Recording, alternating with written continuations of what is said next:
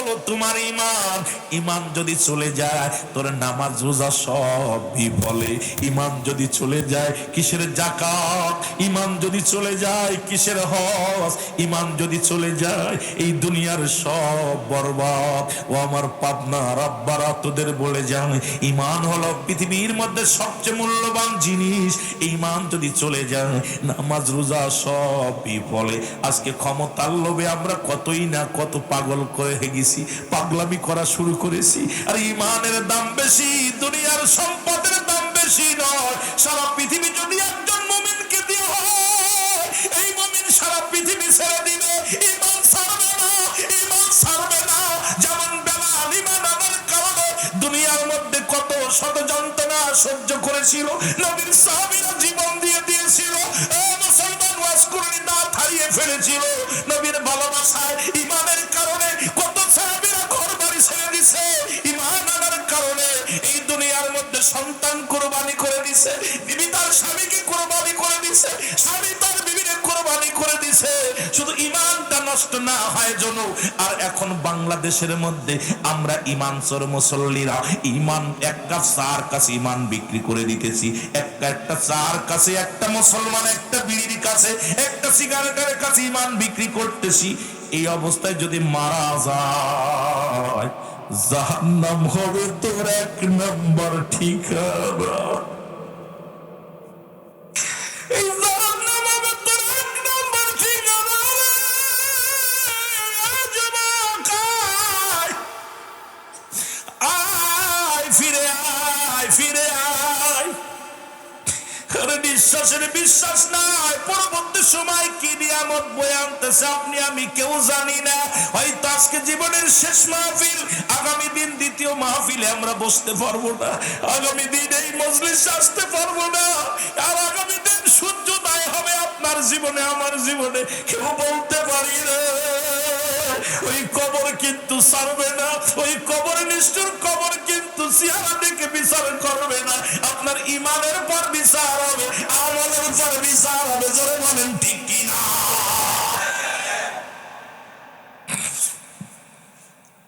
বর্তমান যে অবস্থা চলতেছে, ওয়াজের বাজার খুব গরম, ইমানের বাজার দেখি অবস্থা। ভাই আমি খালি আশ্চর্য হয়ে যাচ্ছি, কোন জামানায় আসলাম। মানুষ এমন নিষ্ঠুর, সেই বাল্যহা খেলাফ। দুনিয়াটা পচা দুর্গন্ধ মরি, মানুষের চরিত্র হলো কুকুরের চরিত্র। কুকুর যেমন মরি পাইলে খুশি হয়, শীত জামানার মানুষগুলো সম্পদ পাইলে খুশি হবে। সম্পদের জন্য, চেয়ারের জন্য কত বারবারি করতেছে। আহা, ফিরাউন, নমরুদ, কারুন খোদাই দাবি করেছিল, তারা কি দুনিয়ার মধ্যে বেঁচে আছে? আব্বা কথা বলেন আছে? আপনাদের এই সাদুল্লাহপুরে কত মানুষ যাদের ভয়ে থরথর করে কাঁপতো, আজকে তারা কোথায়? তারা কবরে চলে গেছে। কবর থেকে খেদানোর মতো ক্ষমতা আল্লাহ তাদের দেয় নাই। কবর থেকে, কবর উপর দিয়ে কুত্তা শিয়ালে ঘাস খায়, কুত্তা শিয়ালে পায়খানা করে, গরু ছাগলে ঘাস খায়, খেদানোর মতো ক্ষমতা আমি রুহুল আমিন আমার কবরে হাগিস না বলার মতো ক্ষমতা আল্লাহ দেয় নাই। যেটা বলেন ঠিক না? সবার জন্য 3.5 হাত একটা অন্ধকার কবর। এই চিন্তা যদি মানুষের ভিতরে থাকে, এই মানুষগুলো কেমনে পাপ করে, কেমনে অন্যায় করে, কেমনে মান ছেড়ে দেয়, এই জিনিসটা ভাবতে গেলে মাঝে মাঝে চিন্তা হয়, আজ না হয় কাল, কাল না হয় পশু, না হয় তসু, যেতেই হবে। আদম আলাইহিস সালাম থেকে শুরু করে সব নবীরা আসছে গেছে, আপনিও যাবেন। কারণ স্রষ্টার মৃত্যু নাই, সৃষ্টির মৃত্যু আছে। আমরা যেহেতু সৃষ্টিকুলে, আমাদেরকে মরণের পেয়ালা পান করতে হবে, এর মধ্যে কোনো সন্দেহ আসেনি? বলেন কেউ বাঁচবেন? বাঁচা সম্ভব? বাঁচা সম্ভব না। একটু মহব্বতের সঙ্গে দুরূদ শরীফ পড়েন। আল্লাহুম্মা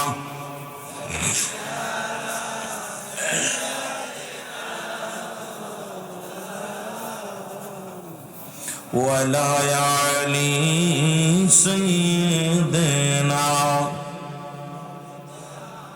আমার রাসূল কি ধন এ জগতে বান্ধব আমরা চিনলাম না। আমার রাসূল কি ধন এ জগতে বান্ধব আমরা চিনলাম না। মহব্বতে বলেন আমার রাসূল কি ধন, এই জগতে বান্ধব আমরা চিন। দয়াল নবী মায়ার নবী আমার জানের জান।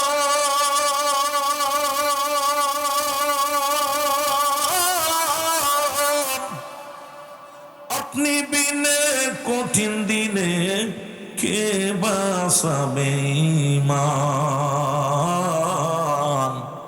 আমার রাসূল কি ধন, এই জগতে বান্ধব আমরা চিনলাম না।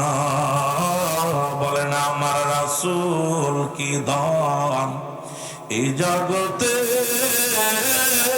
বান্ধব আমরা চিনলাম। হাসরের ময়দান যেদিন হইবে খাড়া,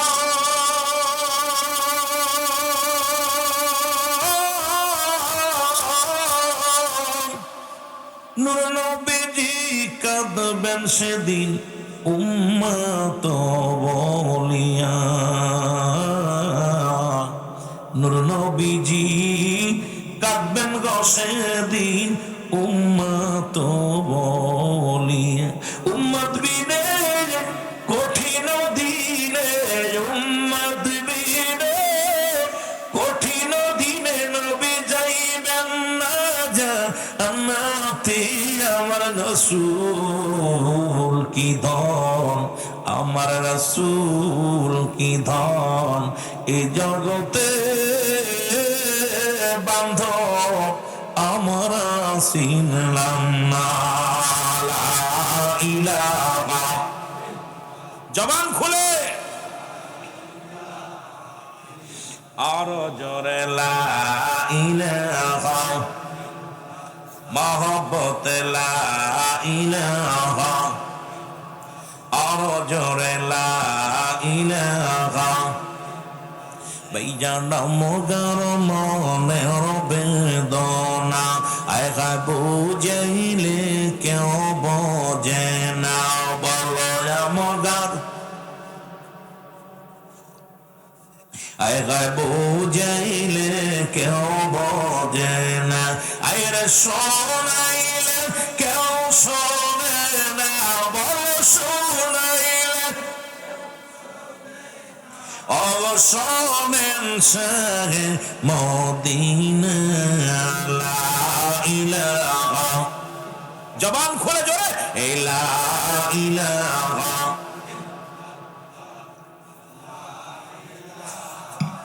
আর জোরে লা ইলাহা, লা ইলাহা ইল্লাল্লাহ মুহাম্মাদুর রাসূলুল্লাহ সাল্লাল্লাহু আলাইহি ওয়াসাল্লাম। এই দুনিয়ার মুসলমান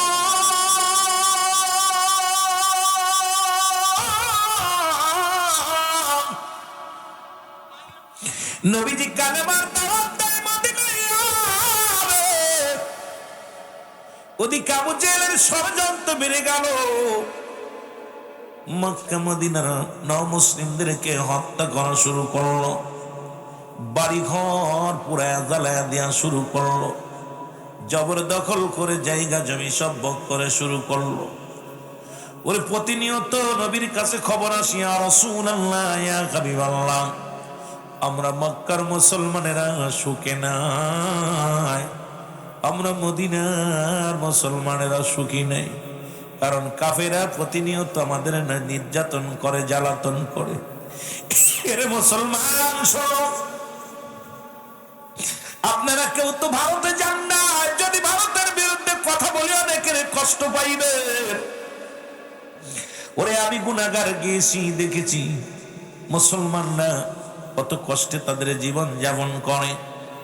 গুনাহগারকে আল্লাহ দেখায়ছেন মুসলমান যে জমিনের মধ্যে নামাজ, রাস্তার পাশে নামাজ পড়ার কারণে তাকে দুনিয়া থেকে বিদায় করে দেওয়া হয়। আজান দেওয়ার অপরাধে ঘর থেকে বাইরে করে এনে জবাই করা হয়। গরুর গোস্ত বিক্রি করার কারণে মুসলমান দিবালয়ে পিটায় তারে মারা হয়। এই দুনিয়ার মধ্যে কত নির্যাতন রে মুসলমান। ওই ফুরফুরা শরীফের আমার বাবারা, আমার জিনাল বাবারা যারা আছেন গো মুসলমান, আমার বাবারা, আমার যাদের অবদান এই পৃথিবীর মধ্যে মুসলমান স্বীকার করতে পারবেন না। যে একদিন এমন একটা দিন ছিল যারা রাজত্ব পালন করেছিল, তখন মুসলমানদের দাপট ছিল রে মুসলমান। আবার মুসলমানদের দাপট ফিরে আনতে হলে আমাদেরকে মাথা উঁচু করে দাঁড়াইতে হবে। ধরে বলেন ঠিক কিনা?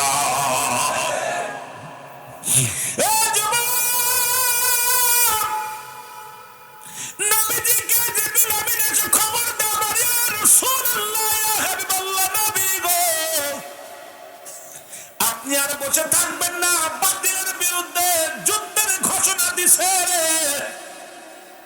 বাতিলের বিরুদ্ধে জিহাদ ঘোষণা করেন আপনি, জোরে বলেন মারহাবা।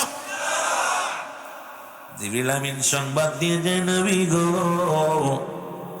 কারণ মুসলমানদের আঘাত করে আর বসে থাকার সময় নেই। রব্বে কারীম হুকুম দিছে আপনি যুদ্ধের জন্য প্রস্তুতি হন। রাসূলুল্লাহ ঘোষণা করে দিলেন মুসলমানদের প্রথম যুদ্ধ মুসলমান বদরের যুদ্ধ। নাম কি? জোরে বলেন নাম কি? বদরের যুদ্ধ। নবীজি যুদ্ধ করবে, কিন্তু সেনা কোথায়, সৈনিক কোথায়? নবীজি কাফের, এরা হাজার হাজার কাফের। নবীজির কাছে তখন অস্ত্র মাত্র 8টা, নবীর কাছে ঘোড়া মাত্র 2টা, আর আবু জেহেলের কাছে 1000 সৈন্য, 1000 তরবারি, 1000 অস্ত্র।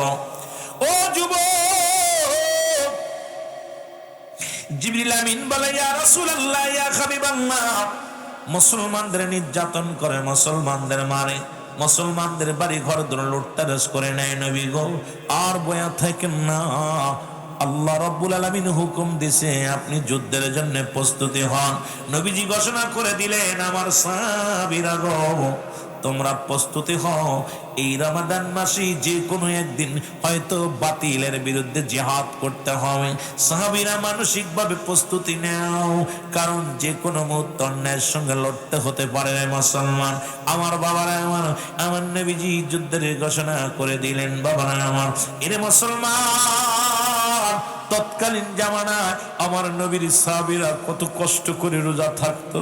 কেউ খুরমা খেয়ে রোজা থাকতো, কেউ খেজুর খেয়ে রোজা থাকতো, কেউ না খেয়ে রোজা থাকতো, কিন্তু সিয়াম সাধনা ছাড়ে নাই। মুসলমান শুনে নাও, নবীর প্রেমিকেরা যারা ঈমান তাদের কত পাকা ছিল, মুসলমান শুনে নাও। এরে আল্লাহর নবী ঘোষণা করে দিল, এরে মাহে রমাদান মাসে আগামী 17ই রমাদান বাতিলের বিরুদ্ধে আমাদের ঐক্যবদ্ধ হইয়া ইসলামের প্রথম যুদ্ধ সংগঠিত হবে। তোমরা যার যেখানে যেভাবে আছো সবাই মানসিকভাবে প্রস্তুতি নাও, কারণ আবু জেহেলের বিরুদ্ধে, বাতিলের বিরুদ্ধে যুদ্ধ করতে হবে। আর বসে থাকার সময় নাই, সময় নাই, সময় নাই। জোরে জোরে বলো মারহাবা। রাসূলুল্লাহ হুকুম দিয়ে দিলেন তোমরা প্রস্তুতি হও। এর বালক দুটি শুনতে পাইল নবীজি যুদ্ধের ঘোষণা দিছে। ওই 8 বছর 10 বছরের বালক দুটি একদরই বাড়ি গেছে গো। বাড়ি যাইয়া দেখে জনম দুঃখিনী মা বইয়া বইয়া কান্দে। মাকে ডাক দে, বলে মা আপনি কেন কান্দেন, আপনার চোখে কেন পানি গো আমার মা? মা জননী ডাক দে, বলে বালকেরা আয় আমার বুকে আয়, আমি কাঁদছি জন্য রে। আজ তো ওই না রাসূলের পক্ষে, ইসলামের পক্ষে যুদ্ধ করতে যাইতো, যুদ্ধ করতে যাইয়া শাহাদতের পেয়ালা পান করত। আমি হাসরের ময়দানে রব্বে কারীমের দরবারে দাঁড়াইয়া বলতাম, আমার আল্লাহ আমি একজন শহীদের বিবি, আমি আজকে শহীদের বিবি বলে উঠতে পারবো না।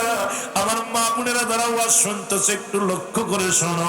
এইবার মা জননীর চোখের পানি পড়ে আর ডাকতে বলে, আল্লাহ আমি শহীদের বিবি হইতে পারলাম না,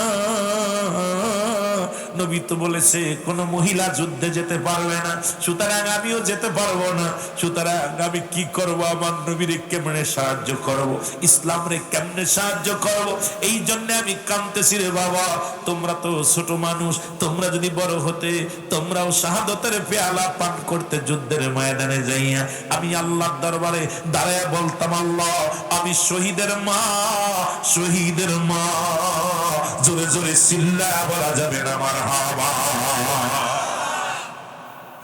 হাইরে কপাল পুরানা। ছেলেরে নিয়ে মসজিদে আসে, ইমাম সাহেব কয় বালকেরা দ্বারা বাচ্চা নিয়ে সব বাড়ি যাও। ওই ইমামের চাকরি ছাড়া ইমামের খেলা দেবেন গাড় ধরে। যে ইমামে এই ফতুয়া দেয় যে মসজিদে পোলা পানালে বারণ করে, আর আমরা গানের দলে নিয়ে যাই বাংলা আপনার কোথায় বাজারে নিয়ে যেতে ঘাড়ে করে। ছেলে মেয়ে তো আমাদের প্রতিটা সন্তানিতে ফিতরাতের উপরে জন্মগ্রহণ করে, বাবা মায়ের কর্মের উপর ডিপেন্ড করে, ধর্মের উপরে। এখন আপনি যত ছেলে মেয়েদের মসজিদে আনবেন, যত ছেলে মেয়েদের মাদ্রাসায় আনবেন, যত ছেলে মেয়েদের মাহফিলে আনবেন, ততই তো সন্তানাদি ভালোর দিকে যাবে। যারা বলেন ঠিক কিনা? কিন্তু আমাদের দেশে দেখা যায় মসজিদে গেল মুসল্লিকে ধমক কি, ইমামের ধমক, মসজিদের ধমক, সাধারণ পাবলিক ধমক, বাচ্চা নিয়ে সব। আরে ভাই কোথায় নেব? আজকে যারা নিয়ে আইছেন বাচ্চাগুলো ধন্যবাদ আপনাদেরকে। আল্লাহ দরবারে দোয়া করি আল্লাহ আপনাদের কবুল করুন। যাদের বাচ্চাগুলো আজকে মাহফিলে আনছেন, এগুলো তো আমাদের হাতে করে মানুষ করতে হবে। আমরা গান শুনতে গেলে নিয়ে যাই, আর ওর মাও ভালো করে সাজায় দেয়, নিয়ে যাও বাবারে, নিয়ে যাও নিয়ে যাও। আজকে মাহফিলে করে নিও না, ঠান্ডা লাগবে। আহা, আর নবীর সাহাবীদের বিবিগুলো কেমন ছিল দেখেন। মার অবস্থা, বাবার অবস্থা, সন্তানের অবস্থা খেয়াল করেন। আল্লাহ নবী মুসলমান মেয়েটা ডাকতে পারো, বাবা বালকেরা রে, আজকে যদি তোমার বাবা বেঁচে থাকতো, যুদ্ধের ময়দানে যেত, বাতিলের সঙ্গে যুদ্ধ করে জীবনটা দিয়ে দিত, আমি কিয়ামতের ময়দানে আল্লাহর দরবারে শহীদের বিবি বলে চিৎকার মারতাম, জোরে বল মারহাবা। কেমন এর বালক দুনি ডাকতে বলে, মা জনম দুঃখিনী মা, মা গো, ও মা, চোখের পানি মুছে ফেলো গো মা, বাবা বেশি নাই, কি হয়েছে গো মা? আমরা দুই ভাই যাব যুদ্ধের ময়দানে। জোরে বলা যাবে না মারহাবা। ছোট বালক দুটি বলে, মা গো আমরা যাব যুদ্ধের ময়দানে। মা বলে, বাবা তোমরা ছোট, তোমাদেরকে আমার নবী অ্যালাউ করবে না, সুতরাং তোমাদেরকে নেবে না। বালকেরা যেতে পারবে না, কানাখোড়া যেতে পারবে না, ন্যাংরানুলা যেতে পারবে না, মেয়েরা যেতে পারবে না। ওই যুদ্ধের ময়দানে যাবে শক্তিশালী পুরুষগুলো, সুতরাং বাবা তোমাদেরকে নেবে না। জনম দুঃখিনী মার দিকে তাকায়া বালক দুটি ডাকতে বলে, মা মা, ও মা, আমরা ছোট কিন্তু আমার আল্লাহ তো আর ছোট না। দেখছেন নবীর প্রেম, নবীর প্রেম ভিতরে বালকদের। মা গো আমার আল্লাহ তো ছোট না, আমরা ছোট, দেও না মা, আমাদের বিদায় দাও, আমরা যাব যাব রহমতের নবীর দরবারে যাব, যুদ্ধের ময়দানে যাব, জীবন দেয়া দিব। মা অনেক বুঝাইলেন, কোন বুঝ মানে না। ছেলে দুটো ধরলেন, মা গো আমাদের বিদায় দাও, আমরা সত্যি ইসলামের জন্য লড়াই করব, জীবন দেয়া দিব। মা বললেন, যা বাবা তোদের বিদায় দিলাম, যা যুদ্ধের ময়দানে যা বাবা যা, যদি বেঁচে থাকিস গাজী হবি, আর রাসূলের প্রেমে যদি জীবন দেয়া দিস, আমি আল্লাহর দরবারে বলতে পারবো আমার কলিজার দুইটা সন্তান শাহাদতের পেয়ালা পান করেছে, আমি শহীদের মা বলে চিৎকার মারবো আল্লাহর আদালতে, জয় বলো মারহাবা। এদিকে নবীজি ঘোষণা করলেন 17 তারিখ যুদ্ধে যেতে হবে। আজকে মুসলমান 16 তারিখ সম্পূর্ণ কমপ্লিট কমিটি করতে হবে, কারণ ওদিকে 1000 সৈন্য, 1000 ঘোড়া নিয়ে, 1000 তরবারি নিয়ে মুসলমান আক্রমণ করার জন্য, মুসলমানদের চিরতরে বিদায় দেওয়ার জন্য আবু জেহেলের বাহিনী রওনা হচ্ছে। রাসূলের কাছে খবর আসলে, ইয়া রাসূলুল্লাহ, ইয়া হাবিবাল্লাহ, আপনি কি শুনছেননি? খবর শুনছেননি? আমার নবী কয় কি? কয় নবী গো 1000 সৈন্য, 1000 তরবারি, 1000 ঘোড়া নিয়ে ছুটছে, এই মক্কা মদিনা দখল করে নিবে, মুসলমানদের লাশ জমিনের মধ্যে ফেলে দিবে। আমার নবী চোখের পানি ছেড়ে কান্দে আর ডাকতে বলে, রব্বি কারীম,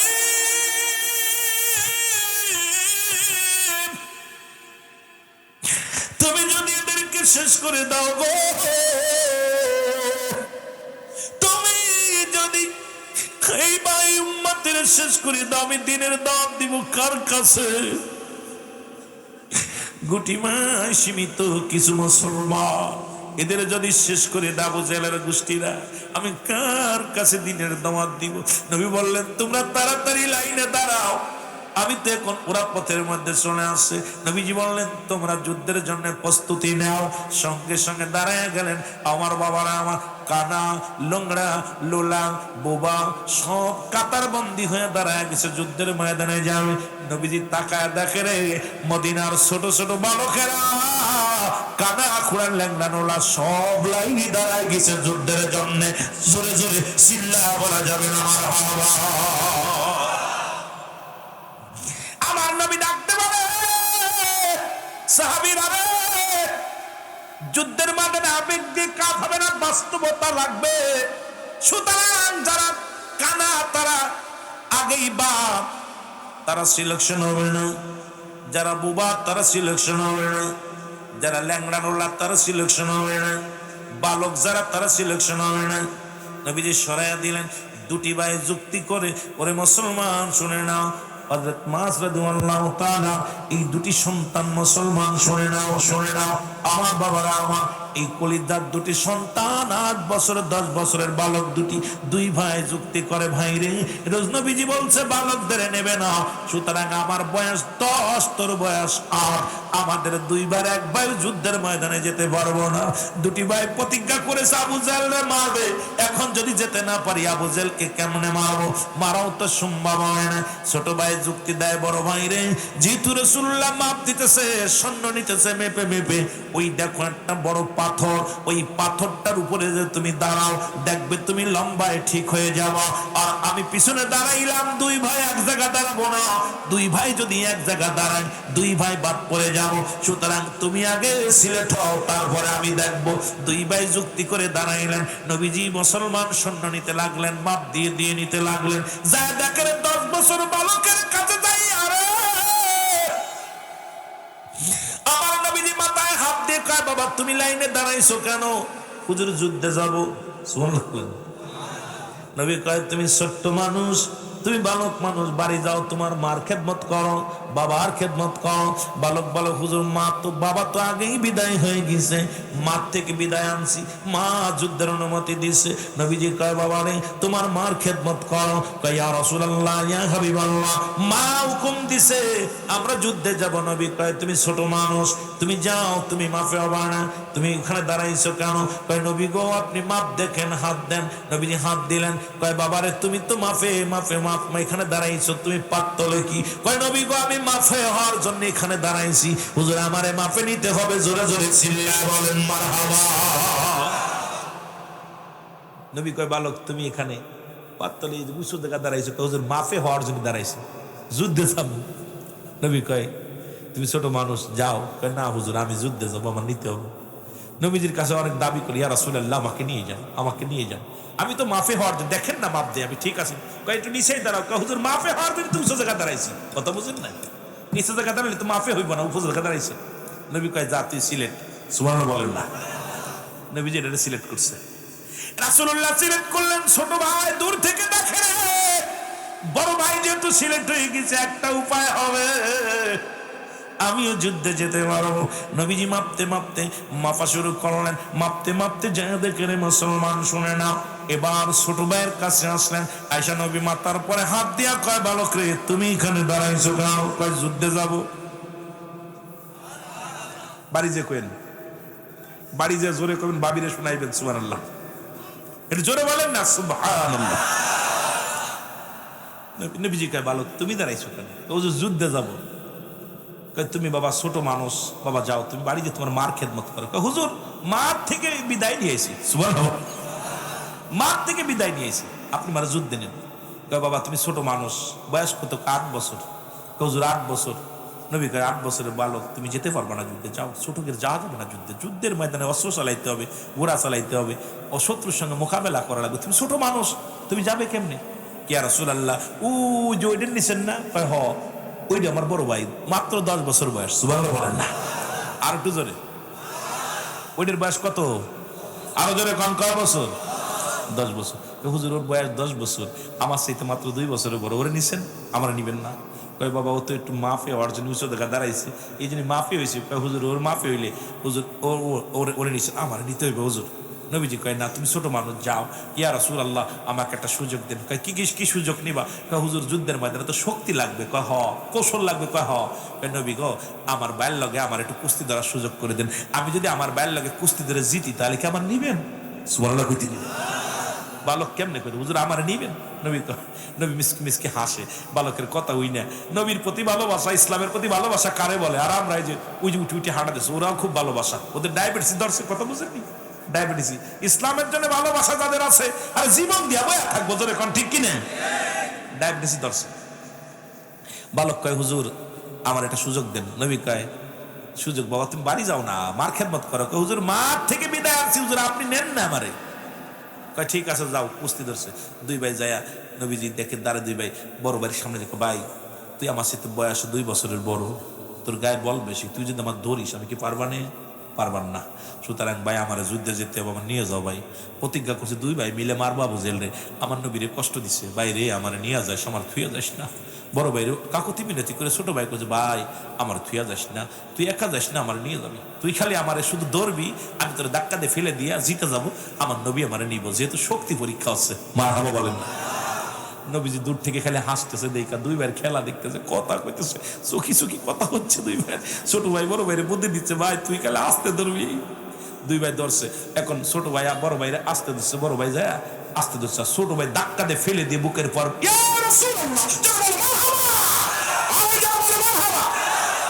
ছোট ভাই জয় হয়ে গেছে। নবী কয় তুই সিলেট, সুবহানাল্লাহ বলেন, আরো জোরে আরো জোরে। ছোট ভাইকে দেখছেন নি হুজুর, খালি বড় হইলেই তো নি, শক্তির দরকার আছে না, শক্তির দরকার আছে, মেলা শক্তি।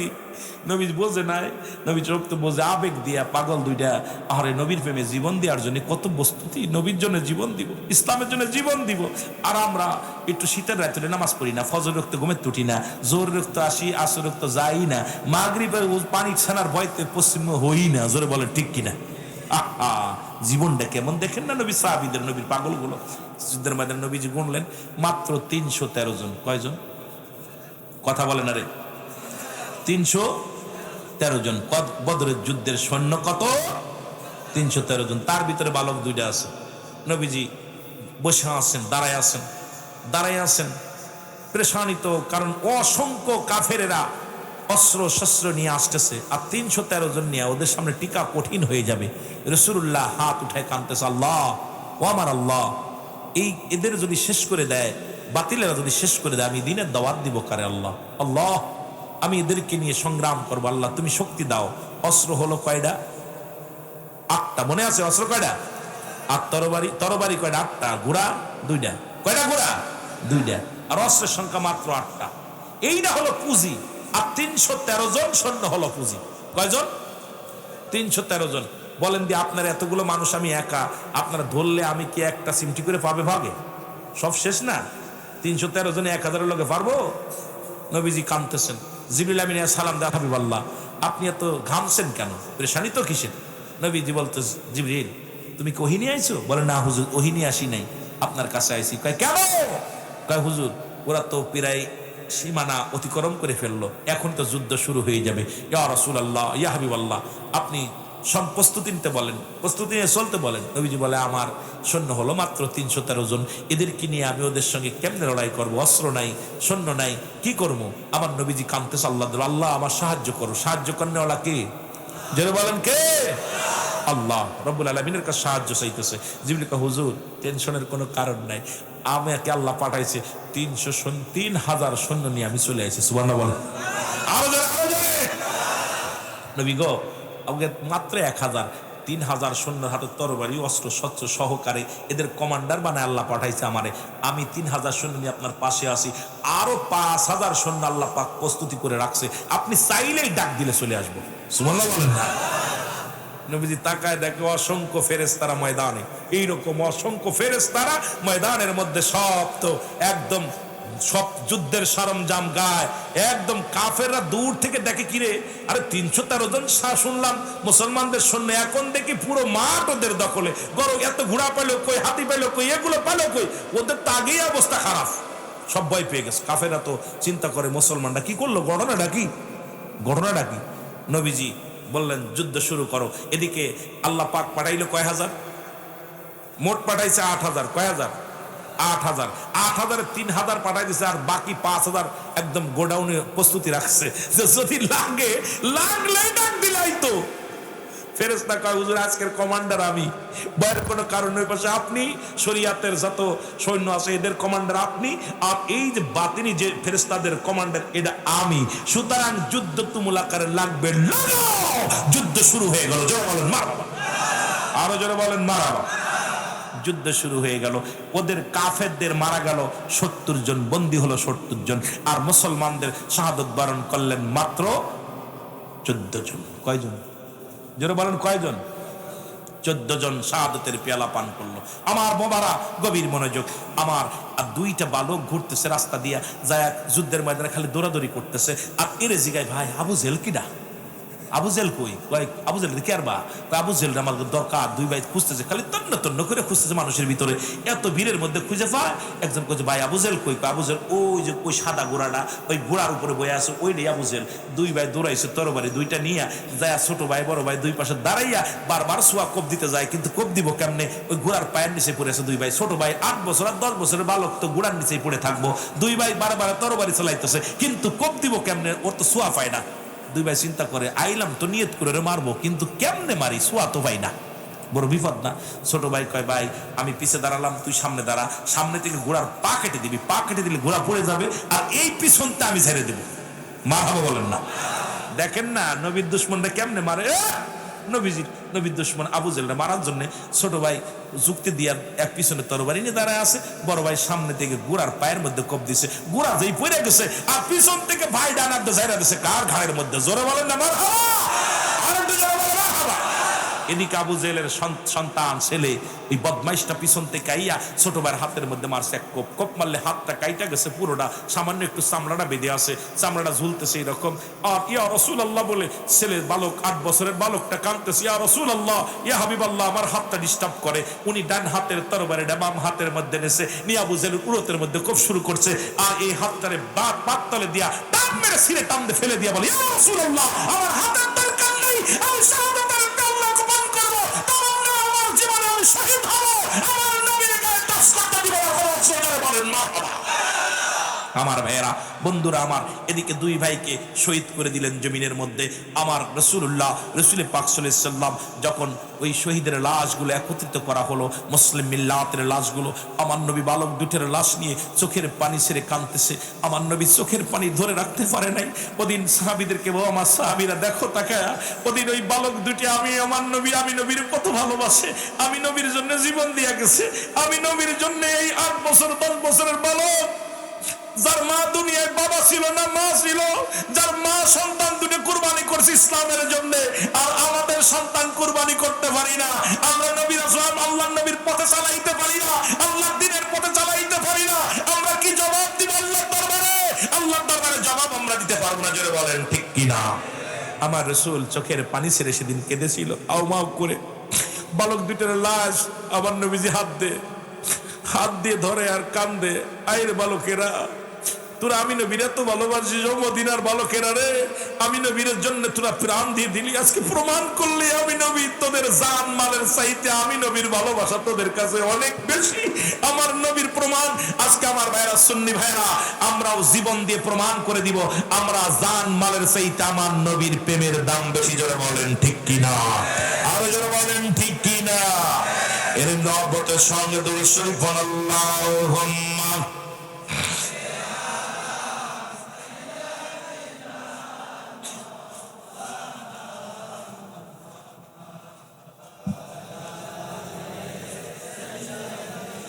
দুরূদ শরীফে জোর নাই, জোরে ওয়াদায়ালি সাইয়্যিদিনা। এরে বুঝলি না রে কপাল পোড়া দয়াল নবীর শান, বলো বুঝলি না রে কপাল পোড়া। যে নবীর দেখলে পরে, যে নবীর দেখলে পরে জুড়াই তো প্রাণ, বুঝলি না রে কপাল পোড়া গুনাহগারের দল, বলেন বুঝলি না রে। আর যদি বলেন বুঝলি না রে কপাল পোড়া। নবী যে পথেতে হাইটা যেত মেঘমালা তার ছায়া দিত, নবী যে পথেতে হাইটা যেত মেঘমালা তার ছায়া দিত। বনের পশু বাতাস করত নূর নবীজির গায়, ওই বনের সাপে বাতাস করত নূর নবীজির গায়। বুঝলি না রে কপাল পোড়া গুনাহগারের দল, বলেন বুঝলি না রে। আরো জোরে বলেন বুঝলি না রে কপাল পোড়া। ওরে যে নবীরে দেখলে পারে, নূর নবীজিরে দেখলে পারে জুড়াইত প্রাণ, বুঝলি না রে কপাল। আরো জোরে বলেন বুঝলি না রে কপাল। এ যুবক তো গেলে ভালো। আর একটা যুদ্ধের কথা বলি যুবকদের নিয়া, তোদের জানায়া দিয়ে দেই রে বাবা। নবীজি আর একটা যুদ্ধের যুবকদের পরীক্ষা, ইমানের পরীক্ষা এবার শুরু হয়ে গেল। 18 বছরের যুবকদের পরীক্ষা। এই যুদ্ধের নাম ছিল হুনাইনের যুদ্ধ। নাম কি? জোরে বলেন যুদ্ধের নাম কি? হুনাইনের যুদ্ধ। রাসূলুল্লাহ 3 জন সেনাপতির নাম ঘোষণা করলেন। কয়জন? 3 জন সেনাপতির নাম ঘোষণা করলেন। যুবকদের খেলা শুরু। এই যে বালকদের দিয়া খেলা শুরু করেছিলাম, একটু যুবকদের বলে যায়, তারপরে এমন দিকে যায় না। এই হুনাইনের যুদ্ধে নবী নাম ঘোষণা করলেন সাবিরা, বাতিলের বিরুদ্ধে যুদ্ধ হবে, বাতিলের বিরুদ্ধে সংগ্রাম হবে। তোমরা উপস্থিত যত মুসলমান আসো, এর মধ্যে আমি নবী সেনাপতির নাম ঘোষণা করব। রহমতের নবী সেনাপতির নাম ঘোষণা করলেন। 3 জন সেনাপতি। কয়জন? জোরে বলেন কয়জন? 3 জন সেনাপতি। সবাই অপেক্ষা আছে, নবী কার নামটা বলবে রে, নবী কার নামটা বলবে। সবাই তো অপেক্ষা আছে, সব আমার নবী অপেক্ষা আছে, নবী নামটা বলবে আমার। সবাই অপেক্ষা আছে, নবীজি নামটা বলবে আমার। আমার নবী ডাকতে পারে হুনাইনের যুদ্ধের প্রথম সেনাপতি, প্রধান সেনাপতির দায়িত্ব পালন করবে আমার হুযায়ফা। জোরে জোরে চিল্লায়া বলো মারহাবা। এরে আমার হুযায়ফা রাদিয়াল্লাহু তাআলা হুনাইনের যুদ্ধের প্রথম সেনাপতি, মুসলমান প্রধান সেনাপতির দায়িত্ব পালন করবেন।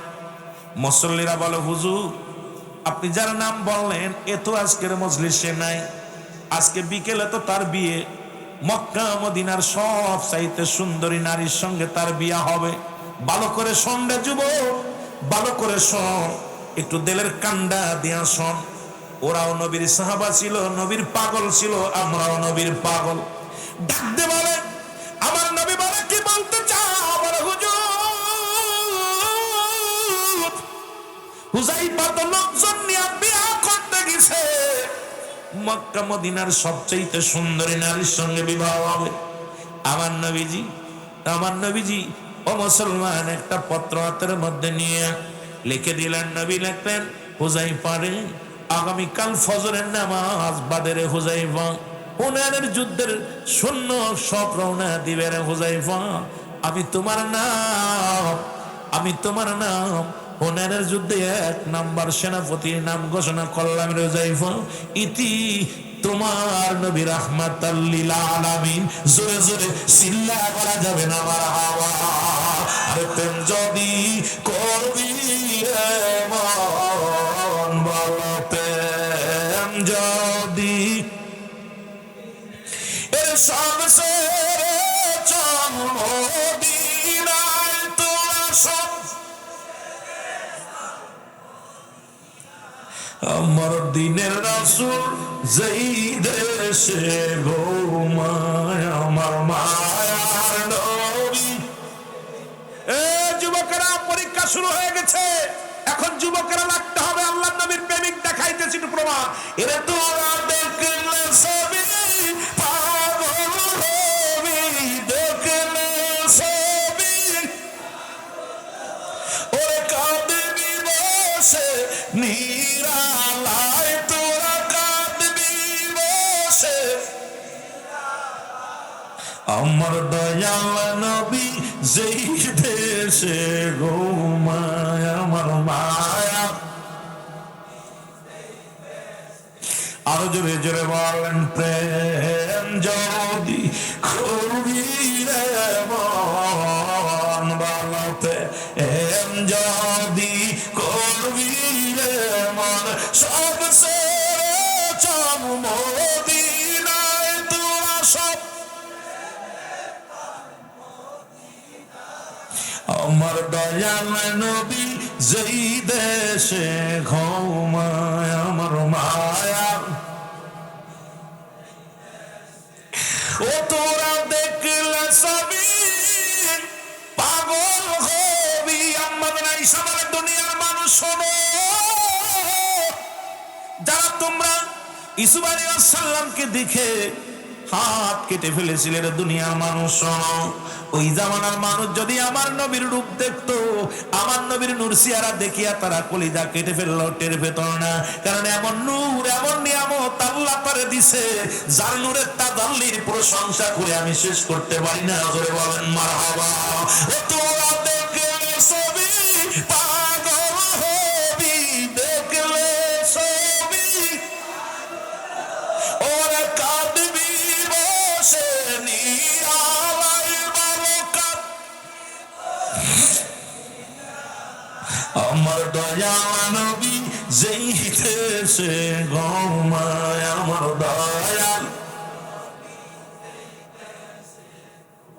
ওরে পাবনা জেলার আশেকে কান্দি, সাদুল্লাপুরে আশেক কান্দি, আল্লাহ আকবার আমায় মদিনায়, আল্লাহ আকবার আমায় মদিনায়। আমার দয়াল নবী যেই দেশে ঘুমায় আমার মায়া। আরো যদি বলেন আমার দয়াল নবী। আরে প্রেম যদি করবি রে মন, বলেন প্রেম যদি, আরে সবসে জন্মদিনায় তোরা সব আমার দয়াল নবী যেই দেশে ঘুমায় আমার মায়ার। এই উম্মতের কান্ডারি নবী আমার উম্মতের কান, ওরে কাঁদিতেছে নিরালায়, কাঁদিতেছে নিরালায়। আমার প্রেমের রাসূল যেই দেশে ঘুমায় আমার দয়াল। এ ভাইরা আমার, বন্ধুরা আমার, নবীজি চিঠিখানা লেখিয়া ইহুদির হাতে দিল। ইহুদি চিঠিখানা নিয়ে হুযায়ফার হাতের মধ্যে দিলেন। বিয়ে কমপ্লিট, এখন মাত্র আনুষ্ঠানিকতা বাদ আছে, শুধু দোয়াটা, শুধু দোয়া করে ইমাম সাহেব, একজন মুসল্লি, একজন সাহাবী দোয়া করে নতুন বিবিটা হাতে তোলা দেবে, জামার হাতে দিয়া দিবে। আনুষ্ঠানিকতা বাদ আছে, সব কমপ্লিট। হুজাইফারে ডাক দে, বলো হুজাইফা রে, রহমতের নবী একখানা চিঠি পাঠাইছে রে হুজাইফা। হুজাইফা চিঠিখানা নিয়া খুলে দেখে রে, লেখা আছে হুজাইফারে, হুনাইনের যুদ্ধে আমি তোমার নাম 1 নম্বর সেনাপতি ঘোষণা করলাম হুজাইফা। ইতি তোমার নবী রাহমাতুল লিল আলামিন। হুজাইফা চিঠির মধ্যে একবার সুমা দেয়, একবার বুকের মধ্যে ধরে, একবার মাথার মধ্যে ধরে, ডাকতে বলে নবী গো,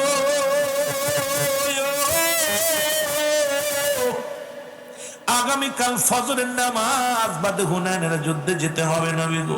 আমি আসি বীর সরঞ্জানি বিয়ে নিয়ে ব্যস্ত আছি নবী গো, আর 1 মিনিট দেরি নয়।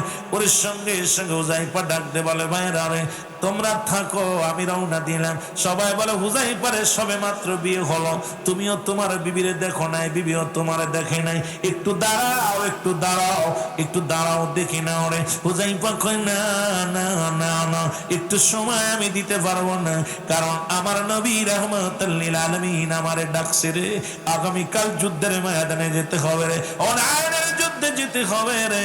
সুতরাং আমি আমার নবীর নূর মুবারক সিয়ারা থেকে দেখতে প্রাণ ভরে দেখবো রে। হুজাইফার শ্বশুর ডাকতে বলে, হুজাইফা, জীবনে কোনদিন আমার মেয়ে কোন মহিলা পুরুষ দেখে না। হুজাইফারে, এই জীবনে তুমিও কোনো নারী দেখো নাই। হুজাইফারে, একটু ধৈর্য ধরো, তোমার বিবিডারে নিয়ে যাও। হুজাইফা কয়, ক্ষমা চাই আপনার কাছে, আমার আর পিছনে ডাকবেন না, কারণ আমার নবী ডাক দিছে, সন্ধ্যা গনিয়ে আসলো, সকালেই তো যুদ্ধের ময়দানে যেতে হবে। এক দড়ি চলে গেলেন, যে মুসলমান আমার নবীর কদমে যে সালাম দেয়, আসসালামু আলাইকুম ইয়া রাসূলুল্লাহ, আসসালামু আলাইকুম ইয়া হাবিবাল্লাহ।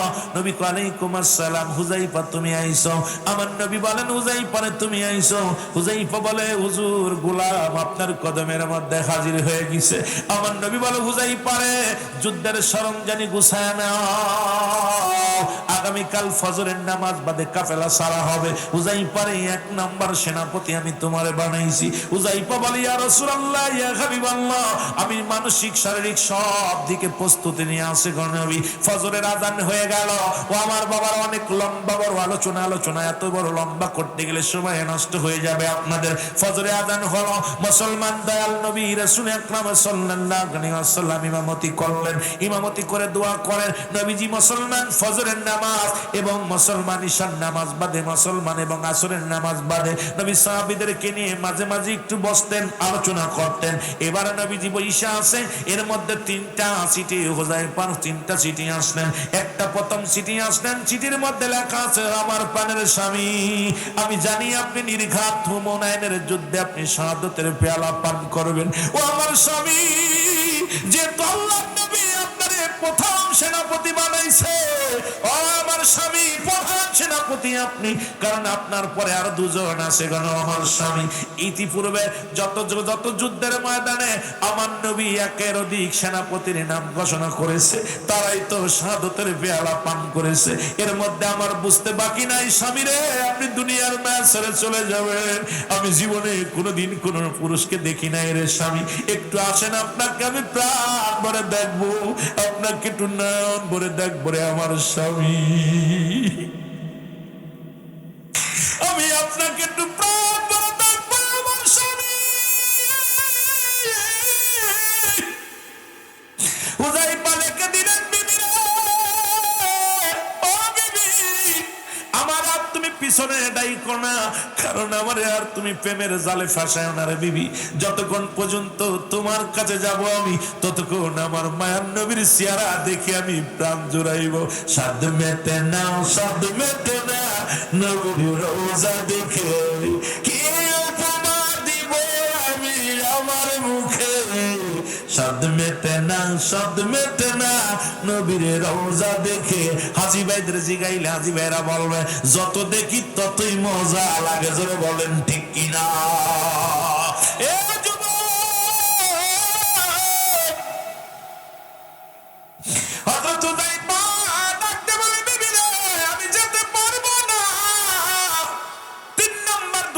নাম্বার সিটি আসলো, একই উত্তর আমি যেতে পারবো না।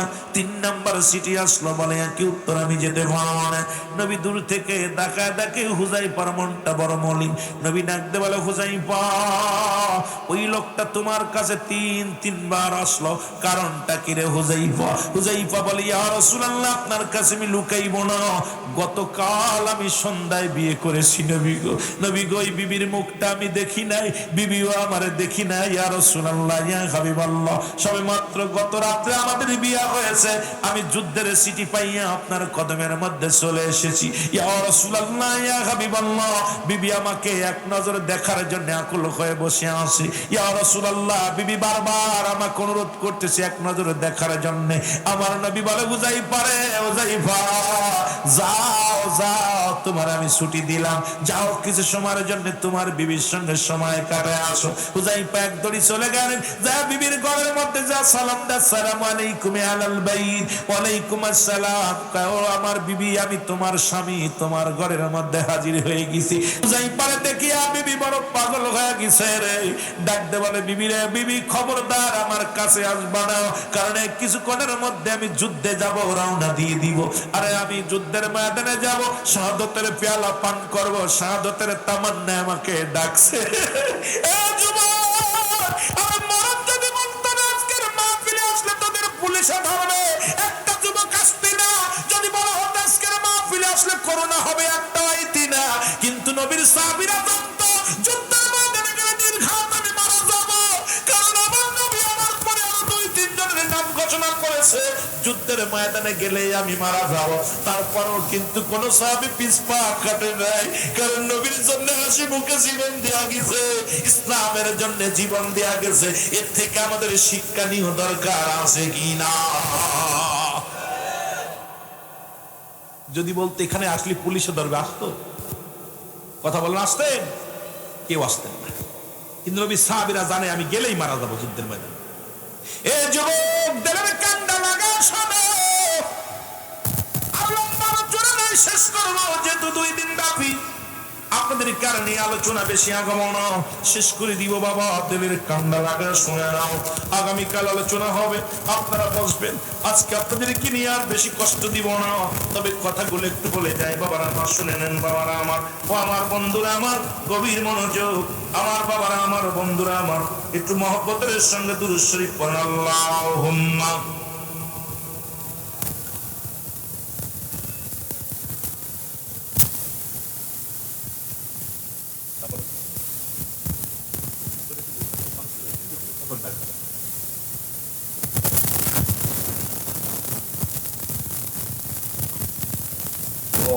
وعلى آل سيدنا।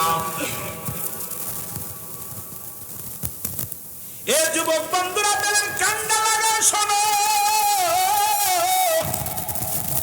তুমি রাখতে পারো স্বামীরা, আপনাকে বিনোদন করবো না, আপনাকে কাছে আকর্ষণ করবো না। ও আমার স্বামী, আপনার কাছে একটা মাত্র দাবি, আপনি আমাকে একটু সুযোগ দেন, আমি উত্তম রূপে ওযু করে আসি, 2 রাকাত নামাজ শুধু আপনার পাশে দাঁড়ায়া পড়ব। স্বামী কয়ে, যাও যাও যাও। এইবার বিবি ওযু করে আসলেন, ওযু করে আসিয়া যায় নামাজ মাদুরি বিছাইয়া 2 রাকাত নামাজ স্বামী স্ত্রী মিলা পড়িয়া 2 রাকাত নামাজ পড়লেন। নামাজ পড়িয়া বিবি ডাকতে বলে, স্বামী রে, আজকে আমি দোয়া করবো আল্লাহর দরবারে, আপনি শুধু আমিন বলবেন, কারণ এই দুনিয়ার মধ্যে আমি আপনার জন্য আজকে দোয়া করব, আপনি শুধু আমিন শব্দ ব্যবহার করবেন, আর কোনো কিছু বলবেন না। এইবার বিবি হাত উঠায় ডাকতে বলে, রব্বে কারীম, আমি একজন দুঃখিনী মহিলা, এক দুঃখিনী স্ত্রী, আল্লাহ তোমার দরবারে হাত উঠায় দিল। আল্লাহ, গত সন্ধ্যায় আমার বিয়ে হয়েছে, এখন সকাল, এখনো পর্যন্ত এই পর্যন্ত কেবলমাত্র স্বামীর চেহারা মোবারক দেখলাম। আমার নবীজি 3 জন সেনাপতির নাম ঘোষণা করেছে, যুদ্ধের ময়দানে নির্ঘাত আমার স্বামীও মারা যাবে, আমার স্বামীর পরে আর একজন দুনিয়া থেকে বিদায় হয়ে যাবে। রব্বে কারীম, আমি সতী নারী, এই দুনিয়ার মধ্যেই ভরা জৈবন, আল্লাহ দুনিয়ার মধ্যে কেমনে কাটাইবো, কেমনে থাকবো রে আল্লাহ, তুমি আমার স্বামীকে আল্লাহ শহীদ না বানাইয়া গাজী বানাইয়া আমার বুকে ফিরাইয়া দিও। এর সঙ্গে সঙ্গে হুযাইফা নামাজ পড়েছে।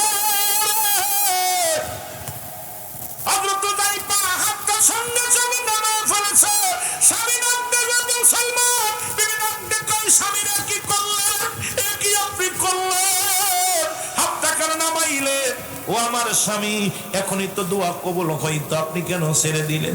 আমি সতী নারী রব্বে কারিমের দরবারে হাত উঠাইছি, আমার আল্লাহ আমারে ফিরায় দিত না, আপনি কেন হাতটা নামায় ফেলবেন? পরে হুযায়ফা ডাক দিয়ে কয়, বিবি রে, আমার নবী আমারে শাহাদাতের পেয়ালা পান করার জন্য ডাকছে রে বিবি। বিবি রে, শাহাদাতের পেয়ালা তামান্না আমার ডাকছে, আমি শহীদ হব, শহীদের পেয়ালা আমি পান করবো রে বিবি, তুমি আমারে কেন পিছন থেকে ডাকো? বিবি রে, ও বিবি, তুমি পাগলামি করো না, দেখা হবে আসরের ময়দানে, যদি বেঁচে থাকো রে বিবি এই দুনিয়ার মধ্যে। আর আমি তো দুনিয়ার মধ্যে, তুমি বিদায় দাও, বিদায় দাও, হাসরের ময়দানে দেখা হবে, দুনিয়ার দেখা হবে না। একটা কথা বলে দৌড়ায় চলে গেলেন নবীজির কদমে। যা মুসলমান হুনাইনের যুদ্ধে রওনা হয়ে গেল, মুসলমান একে একে শাহাদাতের পেয়ালা পান করলেন। প্রথম শহীদ হয়ে গেলেন হযরত হুযায়ফা রাদিয়াল্লাহু তাআলা, দুনিয়ার মায়া ছেড়ে চলে গেলেন। নবীজি লাশ মোবারক নিয়ে আসলেন, ওই রকম মুসলমান সব সাহাবীদের লাশগুলো তুলে আনা হলো। আমার নবী হুযায়ফার লাশটা সামনে নিয়ে চোখের পানি ছেড়ে কাঁদে। সাহাবীরা বলে, হুজুর আপনি কার লাশ ধরে কাঁদেন? কয়, তোমরা কি চিনতে পাও না এটা আমার হুযায়ফার লাশ, এটা আমার হুযায়ফার লাশ। কারণ কদমে কত করে চলেছে, এটা আমার হুযায়ফার লাশ, আমার হুযায়ফার লাশ। ও মুসলমান শুনে নাও, বিবি ডাক দে বলে, ইয়া রাসূলুল্লাহ, ইয়া হাবিবাল্লাহ, আমি আসছি আমার স্বামীর লাশ দেখার জন্য, আমি আপনি দোয়া করবেন, আমি যার জীবনে কোনোদিন শাদী মুবারক করব না, ইয়া রাসূলুল্লাহ, ইয়া হাবিবাল্লাহ, যতদিন দুনিয়ার মধ্যে বেঁচে থাকি আমার স্বামীর ওই স্মৃতি দইরা, স্বামীর রূপ মুবারক দেখি আমি দুনিয়ার মধ্যে কাটাইব, আখিরাতের ময়দানে আমার শহীদ স্বামীর পরিচয় নিয়ে আল্লাহর আদালতে উঠবো। ও আমার যুবক বন্ধুরা শুনে নাও, আর আমার দেশের মেয়েরা, স্বামী যদি বিদেশে যায় 3 দিন পরে এসে দেখে বউ ঘরে নাই, জোরে কোন ঠিক কিনা? আরো জোরে কোন ঠিক কিনা? আমার বাবার আমার। সুতরাং যুবকরাও পরীক্ষা দিছে, নীতি নতুন সুন্দরী বউ তার পিছনে টানতে পারে না, আর আমাদেরকে একটা রাত জাগতে পারি না। আল্লাহ আমাদের বুঝার তৌফিক দান করুক, জোরে বলুন আমিন। আরো জোরে বলেন আমিন। আইরে আমার নবীর মায়ার দিন, উম্মতের সামনে আজি হইতেছে বিলীন, হায় রে আমার নবীর মায়ার দিন, জোরে জোরে চিল্লা বলো মারহাবা। দেখতে পারলাম না মদিনা, জোরে জোরে বলেন মদিনা। আমি অসহায় তাই এত দূরে রই, আমি অসহায় তাই এত দূরে রই, শুধুই সালাম জানাই বাবা, শুধুই সালাম জানাই মদিনা, যাইতে পারলাম না মদিনা। ভাই একটু সাউন্ড আর একটু বাড়ায় রাখেন। মদিনা দেখতে পারলাম না মদিনা। আয় হায়, মদিনা যেতে চান না, মন চায় না? একটু আওয়াজ দিয়ে বলেন না, মদিনা দেখতে পারলাম না মদিনা। মদিনার নাম কত মধু,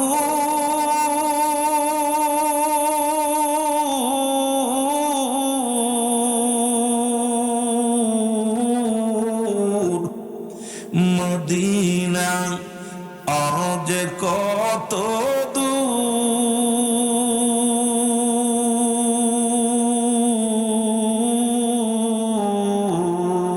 ওই মদিনার পথের দুলি, বলগই মদিনার পথের দুলি, মাকুতে পারলাম না মদিনা। ইকো নাই না মদিনা, যাইতে পারলাম না বড় মদিনা, যাইতে পারলাম না মদিনা। মদিনার নাম কত সুন্দর,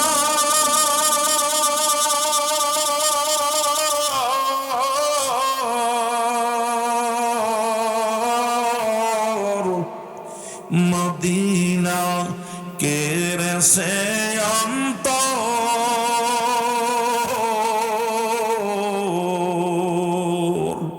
এই সাদুল্লাপুরীর সালাম খানি, পাবনা জেলার সালাম খানি পৌঁছাই দিও মদিনায়। বলো নাই মদিনা যাইতে পারলাম না, মদিনা না, মদিনা যাইতে পারলাম না, মদিনা। আমি অসহায় তাই এত দূরে রয়ে, বলো অসহায় তাই এত দূরে রই, দূর থেকে সালাম জানাই। বলো নাই মদিনা যাইতে পারলাম না, মদিনা। এই দুনিয়ার মুসলমান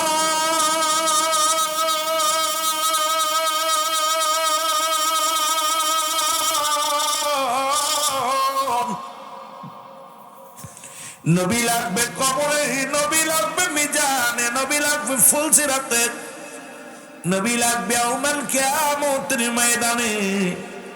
নবী উম্মতের কান্ডারি হইয়া নবী বলেন হায়াতি খায়রুল লাকুম। নবী আমার উম্মতিরা গো, আমি নবী দুনিয়ার মধ্যে আগমন করলাম আমার উম্মতের কল্যাণের জন্য। এই দুনিয়ার মধ্যে নবী যে আসছে, এখন আমরা কেউ কেউ বলি নবীও মানুষ, আমরা মানুষ, নবীরা হলো গুনাহ থেকে মুক্ত, আমরা গুনাহে যুক্ত। নবীরা হলো মাসুমের মাসুম, আমরা গুনাহ মার্কা মানুষ।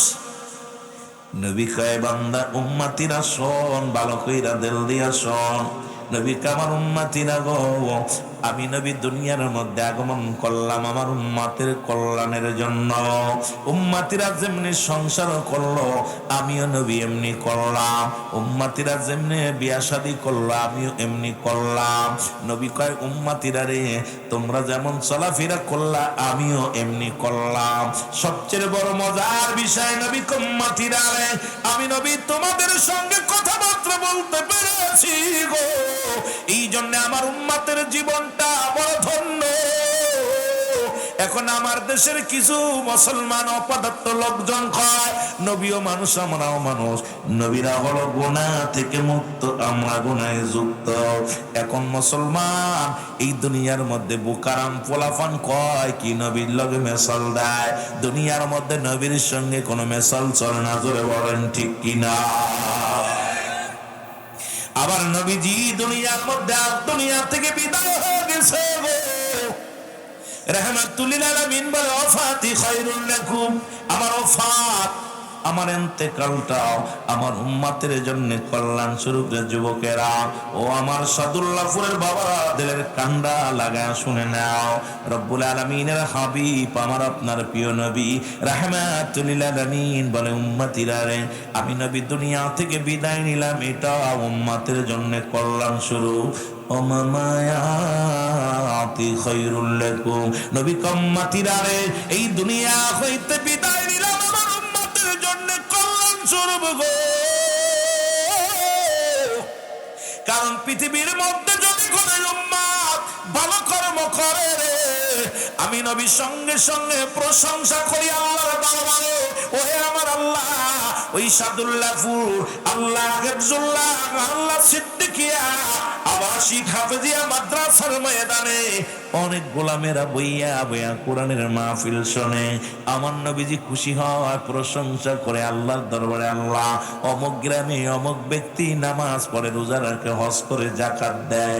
নবী আমার খুশি হইয়া প্রশংসা করে আল্লাহর দরবারে। আবার যদি কোনো উম্মত গুনাহের কর্ম করে, নবী আমার উম্মতিরা রে, আমি নবী সঙ্গে সঙ্গে ইস্তেগফার করি উম্মতের জন্য। আল্লাহ অমুক গ্রামের সাদুল্লাহর জমিন, আল্লাহ এই শামসুর রহমান, আল্লাহ মুসলমান শোনো, মাওলানা ইকবাল হোসেন সাহেব গুনাহ করেছে, আল্লাহ তুমি তারে মাফ করে দাও।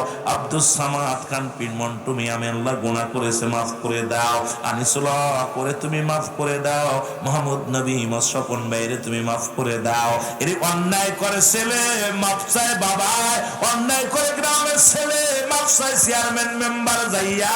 এমন নবীর উম্মত হইলাম, ভুল করি আমি ক্ষমা চাই আমার নবী। এই নবীর পক্ষে থাকা লাগবে কি লাগবে না?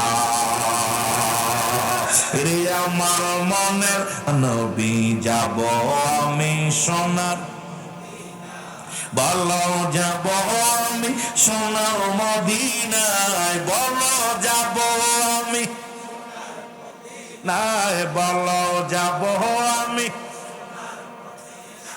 আমার মনের জল্পনা কল্পনা, নবী যাব আমি, যাব আমি সোনার মদিনায়, যাব আমি। আমার মনের জল্পনা কল্পনা, নবী যাব আমি সোনা। এর নবীজিকে ভালোবাসি, মনটা আমার অনেক খুশি, নবীজিকে ভালোবাসি। ওর নবীজিকে ভালোবেসে তৃপ্তি মেটে না, বলো নবীজিকে ভালোবেসে না গো, যাব আমি সোনার। এ মদিনার পাগলের আওয়াজ দেব রে, যাব আমি সোনার মদিনায়, বলো যাব আমি নাই গো, যাব আমি সোনার। আমার মনের জল্পনা কল্পনা, নবী যাব আমি সোনার। এর নবীর প্রেমে এত জাদু, ডাকিলে মনে হয় মধু, নবীর নামে এত জাদু, ডাকিলে মনে হয় মধু। এই মধু কোথাও মেলে না, বলো এই মধু না গো, যাব আমি সোনার, বলো যাব আমি সোনার মদিনায়, বলো যাব আমি নাই গো, যাব আমি সোনার। আমার মনের জল্পনা কল্পনা, নবী যাব আমি সোনার। এই সাদুল্লাহপুর বাসীর শুধু চাওয়া, নিদান কালে দিবেন দেখা। পাবনা বাসীর শুধু চাওয়া, নিদান কালে দিবেন দেখা, দিবেন দেখা মাহফিলের ওসিলায়, বলো দিবেন দেখা মাহফিলের ওসিলায় গো, যাব আমি বলো যাব আমি সোনার মদিনায়, বলো যাব আমি। এরে আমার মনের জল্পনা কল্পনা, নবী যাব আমি। এই দুনিয়ার মুসলমান,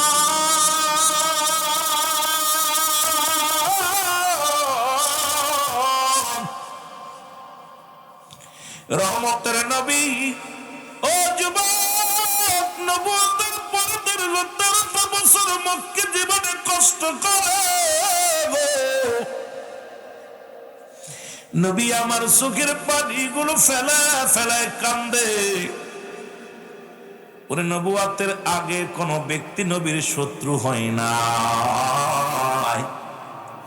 নবীর চাচার সংখ্যা ছিল 9 জন। এদের মধ্যে 2 জন হলো ঈমানদার, একজন হলো আমিরে হামজা আর একজনের নাম আব্বাস। বাকি 7 জনই রাসূলুল্লাহর বিরোধিতা করছে।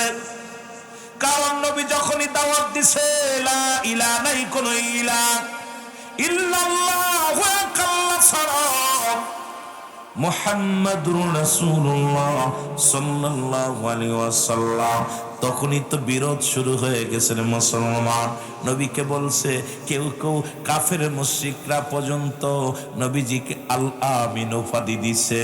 আমার আল্লাহ তো রাসূলকে বাইনা উত্তম ব্যবহার, উত্তম আখলাক, উত্তম চরিত্র আমার নবীরে দিছে। আমার নবীর গুণাগুণ দেখে তৎকালীন জামানার কাফের মুশরিকেরাও নবীরে ভালোবাসছে। যেই নবীজি কালেমার দাওয়াত দেওয়া শুরু করেছে, নবী আমার দাওয়াত দেয় বলেন আশহাদু আল্লা ইলাহা ইল্লাল্লাহু ওয়াহদাহু লা শারীকা লাহু ওয়া আশহাদু আন্না মুহাম্মাদান আবদুহু ওয়া রাসূলুহু। জোরে জোরে চিল্লায় বলা যাবে না মারহাবা, আর একটু জোরে জোরে চিল্লায় বলা যাবে না আল্লাহু আকবার। এর নবী আমার রহমতের নবী যখন এই কালেমার দাওয়াত দিছে রে,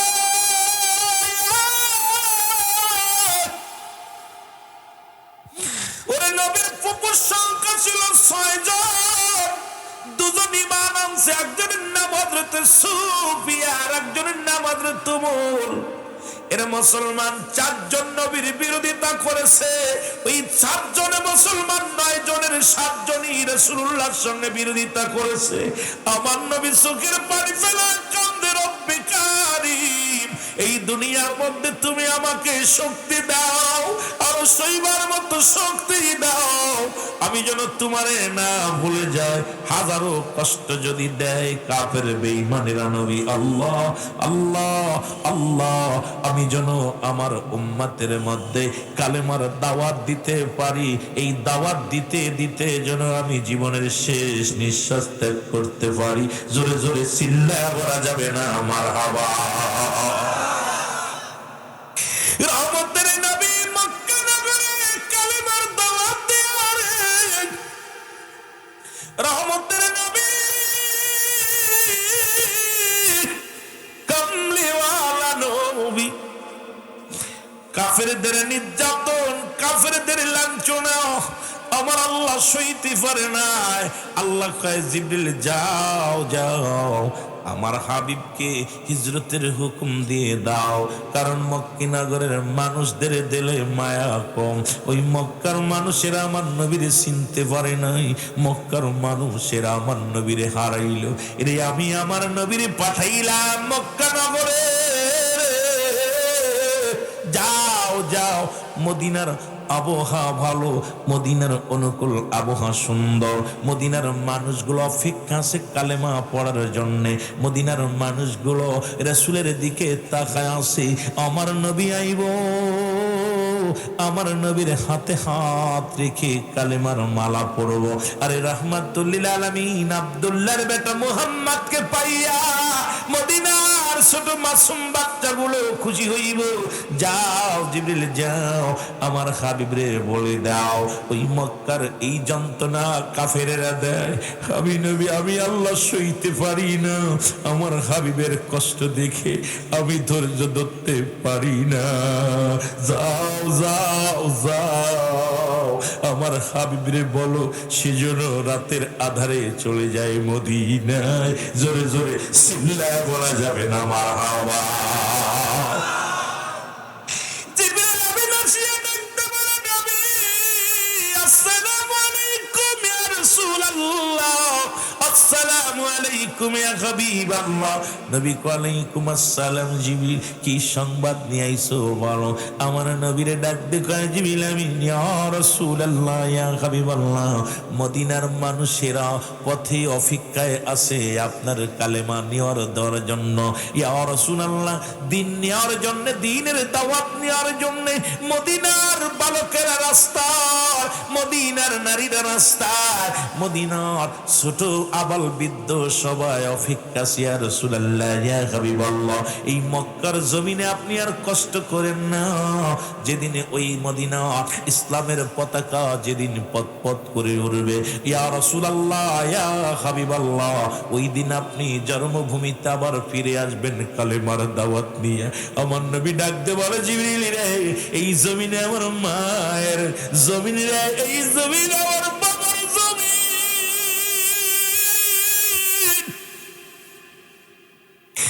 এই জমিন আমি কেমনে ছাইরা যাব রে?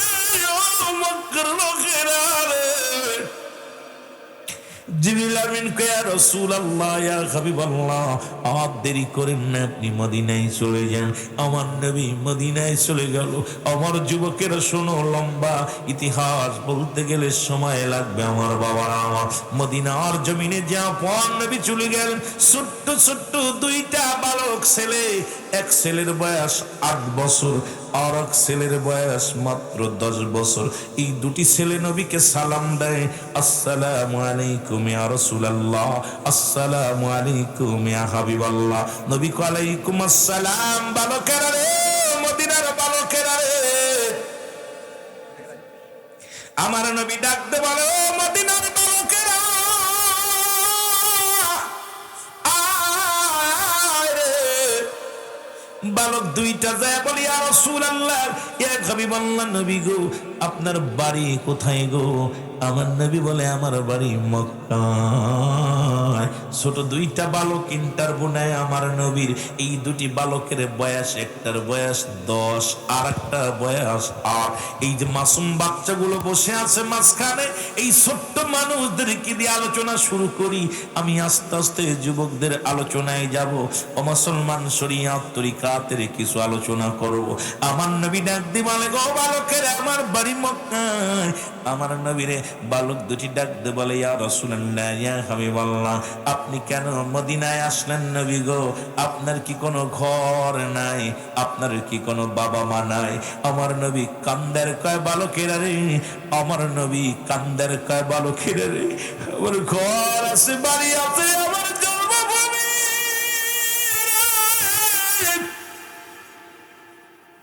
রহমতের নবী ডাকতে বলে, বালকেরা রে, ও মদিনার বালকেরা শোনো,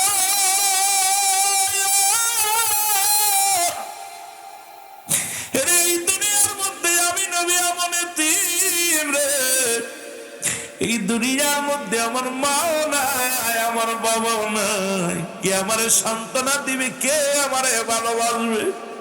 কে আমারে মায়া করবে রে? ও মদিনার বালকেরা রে, আমার দুনিয়ার মধ্যে মাও নাই, বাবাও নাই। এই দুনিয়ার মধ্যে মা হারা, বাবা হারা, আমি এক এতিম বালক। বালক দুটি ডাকতে বলে, ইয়া রাসূলুল্লাহ ইয়া হাবিবাল্লাহ, আপনি কেন মক্কা থেকে মদিনায় আসলেন? নবী কয়, বালকেরা রে, মদিনার মানুষেরা এদের মাঝে ইসলাম প্রচারের জন্য, আমি কালেমার দাওয়াত দেওয়ার জন্য মক্কা থেকে মদিনায় আসি আমার রব্বে কারিমের হুকুমের। ও বালকেরা, বালক দুটি বলে, ইয়া রাসূলুল্লাহ, মক্কায় কি কোনো মানুষ নাই? মক্কায় কি কালেমার দাওয়াত দেওয়ার মতো কোনো লোক নাই? নবী কয়, আছে। আমার নবী কয়, ওরা যন্ত্রণা দিছে, আমারে কষ্ট দিছে রে, আমি নবীর অনেক যন্ত্রণা দিছে, আমি নবীর অনেক কষ্ট দিছে। বালক দুটি ডাকতে বলে, ইয়া রাসূলুল্লাহ ইয়া হাবিবাল্লাহ, এই দুনিয়ায় সবচাইতে মক্কা নগরে আপনাকে কে কষ্ট দিছে নবী গো? একবার বলেন গো নবী, কে আপনার এত কষ্ট দিছে? আমার নবী চোখের পানিগুলো ফেলে বলে, বালকেরা রে, ওই মক্কার মধ্যে সবচেয়ে দুষ্ট আবু জেলে আমারে কষ্ট দিয়েছে। আমার নবীর পাগলেরা রে, বালক দুটি 8 বছর আর 10 বছরের যুবক বালক দুটি ডাকতে বলে, ইয়া রাসূলুল্লাহ ইয়া হাবিবাল্লাহ, আবু জেল আপনারে কষ্ট দিছে, আপনার মা নাই, আপনার বাবা নাই, তারপরে এত কষ্ট দিছে রে। ছোট ভাই বড় ভাইকে ডাক দিয়ে বলে, ভাই রে, আমরা যদি কোনোদিন মক্কায় যেতে পারি রে, আবু জেলকে হত্যা করব, কারণ আমার নবীর চোখের পানি পড়ছে। জোরে জোরে চিল্লায়া বলা যাবে না মারহাবা। বালক দুইটা নবীর ইন্টারভিউ নিতেছে। দুইটা বালক 8 বছর আর 10 বছর। কয় বছর? এই জন্য বলেন কয় বছর? 8 বছর আর 10 বছরের বালক দুইটা। রাসূল সব কথা বলছে, বলার পর নবীজি মক্কা থেকে মদিনায় আইয়া কালেমার দাওয়াত দেওয়া শুরু করলো। লা ইলাহা নাই কোনো ইলা ইল্লাল্লাহু এক আল্লাহ ছাড়া, মুহাম্মাদুর রাসূলুল্লাহ সাল্লাল্লাহু আলাইহি ওয়াসাল্লাম। জোরে বলেন না মারহাবা। নবীজির অপরাধ কি? আল্লাহ ছাড়া কোনো মাবুদ নাই, আল্লাহর প্রেরিত রাসূল আমি নবী রাহমাতাল লিল আলামিন। এটাই আমার নবীর অপরাধ। আমার যুবক বাবারা খুব খেয়াল, আমি যুবকদের বিষয়ে কথা বলবো, একটু খালি বালকদের বিষয়ে। আমি আয়া দেখছি ছোট ছোট মাসুম বাচ্চাগুলো ভিতরে বয়া বয়া আছে, আরে পাশে দাঁড়ায় আছে, মাসুম বাচ্চাগুলো ভিতরে বসে আছে। আল্লাহ, এই 8-10 বছরের পোলাফান বয়া আছে, ওদেরকে দিয়ে আওয়াজ শুরু করলাম, বাকিটা দেখা যাক কোন দিকে যাওয়া যায়। আমার নবী রাহমাতুল লিল আলামিন ডাক দেব, বালকেরা গো, রহমতের নবী ডাক দেব, বালকেরা রে, তোমার কি জগতের মধ্যে মা বাবা বেশি নাই? বালক দুইটা বলে, ইয়া রাসূলুল্লাহ, ইয়া হাবিবাল্লাহ, এই দুঃখিনী আপনার মতো দুঃখী এই দুনিয়ার মধ্যে আমরা বালকের আব্বা মা দুনিয়ার মধ্যে বেশি নাই। জোরে জোরে চিল্লায় বলা যাবে না মারহাবা। এর মা যার ভবে নাই তার মতো দুঃখী নাই, মা যার বেঁচে নাই। আরো জোরে বলেন, মা যার বেঁচে নাই তার মতো দুঃখী নাই। এমন মাকে তোমরা কষ্ট দিও না, সইবে না সইবে না রে আল্লাহ তাআলা, সইবে না সইবে না রে আল্লাহ তাআলা। বাবা যার বেঁচে নাই তার মতো দুঃখী নাই, বাবা যার বেঁচে নাই সইবে না রে আল্লাহ তাআলা। এমন মারে তোমরা কষ্ট দিও না, এমন বাবারে তোমরা কষ্ট দিও না, বলো এমন মারে তোমরা কষ্ট।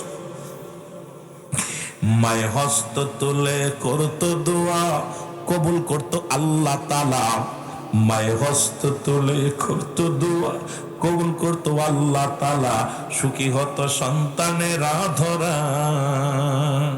আরে এমন মা বাবা যারা দুনিয়ায় নাই তার মতো দুঃখী নাই, মা বাবা যার ধরাই নাই তার মতো দুঃখী নাই, মা বাবা যার তার মতো দুঃখী নাই। ওরে তাদেরকে কষ্ট দিলে কষ্ট পায় আল্লাহ, তাদেরকে কষ্ট দিলে কষ্ট পায় আল্লাহ। এমন দরদি ভাবে কেউ নাই, এমন দরদি ভাবে কেহ নাই। জোরে বলো মারহাবা। মায়ের 10 মাস 10 দিন ধরে রাখিল যারা উতরে, কোনদিন একটু জ্বালা কষ্ট পায় না। সকল কষ্ট মুখ বুঝিয়া শৈল শুধু তোমার লাইগা, সকল কষ্ট মুখ বুঝিয়া শৈল শুধু তোমার লাইগা। এমন মাকে তোমরা কষ্ট দিও না, এমন মাকে তোমরা কষ্ট দিও না। কষ্ট দিলে সইবে না আল্লাহ তাআলা, কষ্ট দিলে সই না আল্লাহ তাআলা। জোরে জোরে বলো মারহাবা। আর একটু জোরে জোরে চিল্লায় বলো আল্লাহু আকবার। নবী ডাকতে বলে, ও যুবকেরা রে, তোরা কি কেউ কবুলাদের সব পাইতে চাও? সাহাবীরা বলে, কে বানা চাই নবী গো, কে বানা চাই? আমার নবী কয়, যাদের ঘরে জিন্দা আব্বা মা জীবিত আছে রে, একবার যায় সালাম দিবি আব্বা মারে, আসসালামু আলাইকুম আম্মা জান, আসসালামু আলাইকুম আব্বা জান। তোর আমল নামায় একটা কবুল হজরে সব লেখা হয়ে যাবে। মায়ের মুখের দিকে মায়ের নজরে তাকাইলে একটা কবুল হজরে সব লেখা হয়ে যাবে। বাবার মুখের দিকে শুধু মায়ের নজরে তাকাইবি, একটা কবুল হজরে সব লেখা হয়ে যাবে। আমার নবীজির সাহাবীরা চোখের পানি ছেড়ে কান্দে বলে, ইয়া রাসূলুল্লাহ, ইয়া হাবিবাল্লাহ, এই দুনিয়ার মধ্যে আমাদের মা নাই, আমাদের বাবা নাই। কিছুদিন আগে আব্বা মা বিদায় হয়ে গেছে। আমার নবী কান্দার বলে, রব্বুল আলামিন আমার সাহাবীদের রব্বুল আলামিন বলে জিবরিল তাড়াতাড়ি যা, তাড়াতাড়ি যা, যা আমার হাবিবরে জানাই যাদের দুনিয়ার মধ্যে আব্বা মা নাই তাদের জন্য আমি দোয়া শিখিয়ে দিলাম, রব্বিরহামহুমা কামা রব্বায়ানি সগীরা। জোরে জোরে বলে রব্বিরহামহুমা কামা রব্বায়ানি সগীরা। জোরে জোরে চিল্লা, জোরে জোরে চিল্লা বলা যাবে না। আল্লাহু আকবার। এর বালক দুটি ডাকতে বলে নবী, মায়ের নবী, এই দুনিয়ার মধ্যে আমরা আছি, আমাদের দুনিয়ার মধ্যে বাবা নাই, বাবা মারা গেছে গো। এই দুনিয়ার মধ্যে আমাদের মা জিন্দা। আমার নবীজি দুটি ভাইকে আদর করে দিলেন, নবীর আদর পায়া দুটি ভাই চলে গেলেন। এদিকে নবী রহমতের নবী কালেমার দাওয়াত দেওয়া শুরু করলেন। মদিনার অলি গলির মধ্যে নবী কালেমার দাওয়াত দেয়। নবী আমার একটা দাওয়াত দেয়, আয় তোরা যারা চন্ড পূজা করিস ছেড়ে দে, তোরা যারা মূর্তি পূজা করিস ছেড়ে দে। কারণ নবীজি তো বলে গেছে মুসলমান ও মুসলমান, তিরমিজি শরীফের হাদিস কানা 3952 নম্বর হাদিস। নবীজি বলে গেছে আমার উম্মতের ভিতরে এমন একটা জামানা আসবে ওরা নিজেই মূর্তি পূজা করবে, অন্যকে উৎসাহিত করবে। কিন্তু আমার নবীজি তো নিজেই বলে গেছে রে মুসলমান, এখন দেখি অসংখ্য দাড়িওয়ালা টুপিওয়ালারা মূর্তি পূজা নিয়ে ব্যস্ত আছে রে মুসলমান। সম্পূর্ণ হারাম, হারাম, হারাম। এই মূর্তি বানানো হারাম, মূর্তি পূজা করা হারাম, মূর্তি পূজারীদের সাহায্য করা হারাম। এখন বলতে পারেন হুজুর কোরআন বলছে, সাহেব শোনো সূরা তাওবার মধ্যে 6 নম্বর আয়াত, তুমি একটু ভালো করে চোখ বুলায়া দেখো, কত মজা পাবারে যুবক। আমার আল্লাহ বলে হাবিব আপনার কদমের মধ্যে যদি কোনো মুসলিম আগমন করে সর্বপ্রথম তাদের বসতে দেন, যদি আপনার কাছে সাহায্য চাই সাহায্য দেন, যদি নিরাপত্তা চাই নিরাপত্তা দেন, নিরাপদ স্থানে পৌঁছায় দিতে বললে আপনি পৌঁছায় দেন। কারণ আপনার কাছে সাহায্য চাই নাই। আমার দেশে অনেক পীর সাহেব এবার দেখলাম বাবারা আমার করে 1 লক্ষ, উনি বলছে আমি 16 লক্ষ টাকা দিছি এবার পুজো মণ্ডপের জন্য। আরে কেমন মুসলমান বুঝি আসে না রে মুসলমান। এই যে আমি মুসলমান তিরমিজি শরীফের হাদিস খানা পড়ো, নবীজি বলছে ও যুবক ভালো করে লেখে নাও, এই হাদিস নাম্বার হলো 3952 নম্বর হাদিস। নবীজি নিজেই বলে গেছে ওরে আমার উম্মতের ভিতরে একদল তারা নিজেই মূর্তি পূজারী হবে, উৎসাহিত করবে। এখন এমন একটা জামানায় আমরা পা দিছি, যেহেতু পুরপুরা শরীফের বাজানেরা আছেন, আমার জাকের মঞ্জিলের বাজানেরা আছেন, শম্ভগঞ্জের বাজানেরা আছেন, মানিকগঞ্জের বাজানেরা আছেন, ও বাজানেরা একপুরের বাজানেরা আছেন। এই জন্য কথাগুলো বলে যাই, বর্তমান ইমান নিয়ে কবরে যা বড় দুরুস্কার। ইমান যদি চলে যায় দুনিয়ার মধ্যে সব বরবাদ, রুহু যদি চলে যায় বডির যেমন কোনো দাম নাই। ও মুসলমান শুনে নাও, শুনে নাও, পৃথিবীর মধ্যে সবচেয়ে মূল্যবান বস্তু হলো তোমার এই মুসলমান রুহু। এই বডির জন্য যেমন আমাদের হাতি গুলি খাইছে, তাকে নিয়ে বিদেশে চলে গেছে, রুহুটা যদি